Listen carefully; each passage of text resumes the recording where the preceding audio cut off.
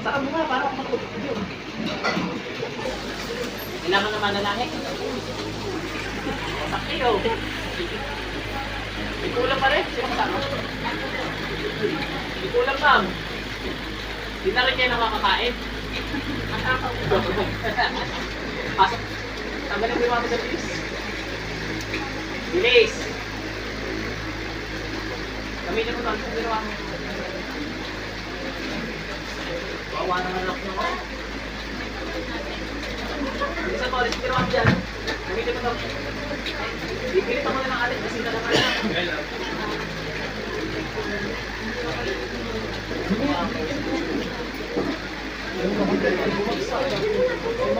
Pala iyaw, nakalapis si ate.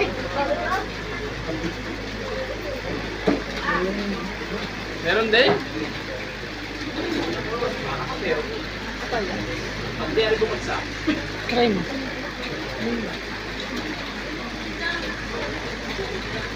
Ano? Hindi mo kabakaon? Ito mo bagsak eh.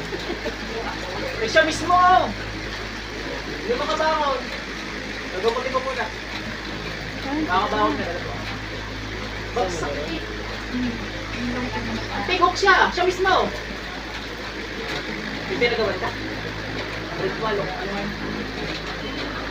Kasi tinamaan na rin. Kung hindi kita ganun mo, patay ka. Hindi ka makabawag kanina, ano? Bagsak eh. Pero nangyayari kung kumulang Nagpagod. Bumalik sa kanya. Binalik sa kanya. Hindi, isingalit sa'yo na lolo-lola kung sino man. Palagay mo na sa liyan.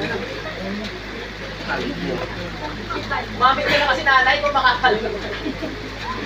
Yung mga nanay magulang mo, may bungo sa bahay, may sisindi ng kabilang itim. Meron nga. Ikaw, baka may alam ka. Barbidal na may nakatusok na karayo, may nakita ka sa bahay. Tatanggalin ko na lang kung ano man yan ha.